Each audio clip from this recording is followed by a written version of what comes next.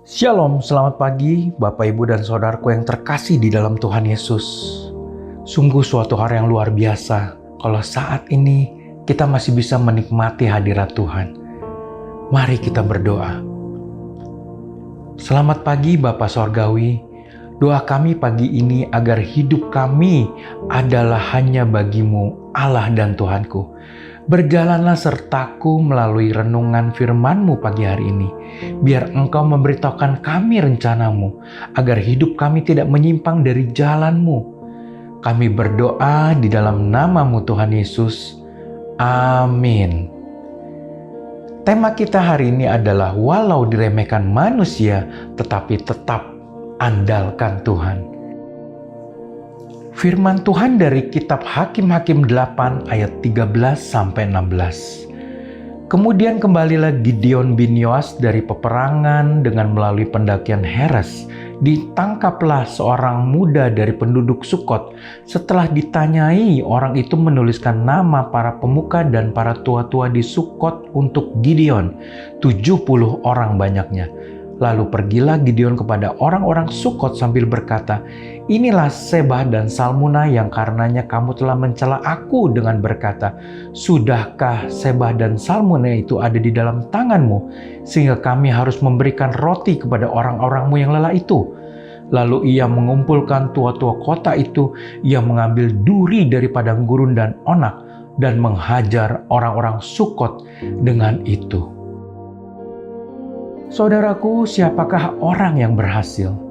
Seseorang dapat dikatakan sebagai seorang yang berhasil apabila ia memiliki sesuatu yang dapat dibanggakan.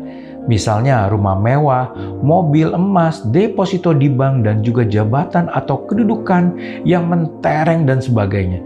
Itulah cara pandang dunia tentang keberhasilan di dalam diri seseorang. Dunia selalu melihat keberhasilan sebatas hal-hal yang lahiriah atau yang kelihatan secara kasat mata. Tidak peduli apakah didapat dengan cara yang salah atau menyimpang dari jalan Tuhan, orang-orang seperti itulah yang dikagumi, disegani, dan memiliki banyak sahabat, juga saudara. Sebaliknya, orang yang sederhana dan tidak memiliki apa-apa menurut penilaian sesamanya, seringkali diabaikan dan diremehkan. Mungkin saat ini kita tidak punya sesuatu yang dapat dibanggakan. Jangan berkecil hati dan putus asa. Inilah yang dialami oleh Gideon.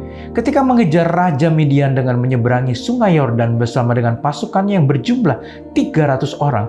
Sampailah Gideon dan pasukannya di Sukot. Lalu berkatalah Gideon kepada orang Sukot, "Tolong berikan beberapa roti untuk rakyat yang mengikuti aku ini, sebab mereka telah lelah dan aku sedang mengejar Sebah dan Salmuna raja Midian."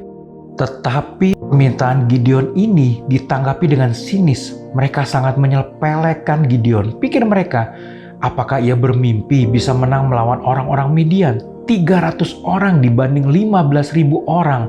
Saudaraku, memang secara manusia memang mustahil Gideon mampu mengalahkan dan menangkap raja-raja Midian tersebut. Orang-orang Sukot lupa bahwa yang menyertai Gideon adalah Allah Israel, Allah yang hidup. Meski Gideon direndahkan, Gideon tetap melangkah dengan iman. Dilihat dari sisi manapun, Gideon kalah segala-galanya. Tetapi yang menyertai dia adalah Allah, yang adalah sumber dari segalanya. Dan di akhir kisah yang dinyatakan bahwa orang-orang Midian bertekuk lutut di tangan pasukan Gideon dan orang-orang Sukot pun mendapat malu. Saudaraku, marilah kita lebih lagi mengandalkan Tuhan. Jangan melihat kemampuan kita. Dan jangan pedulikan orang yang meremehkan kita. Biarlah kita berharap hanya kepada Tuhan, pencipta langit dan bumi. Mari kita berdoa. Bapa, ajar kami lebih lagi percaya kepadamu, melihat dengan caramu melihat, berkehendak dengan kehendakmu, berkata dalam kebenaranmu, berlaku dalam ketulusanmu, dan mengasihi dalam kasihmu.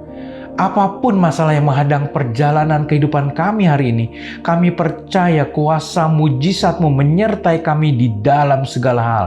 Dan bagi sama kami yang hari ini berseru dalam doa kepadamu untuk kebutuhan mereka di masa yang sulit ini, Kiranya berkat-Mu boleh tercurah bagi mereka yang membutuhkan kesembuhan.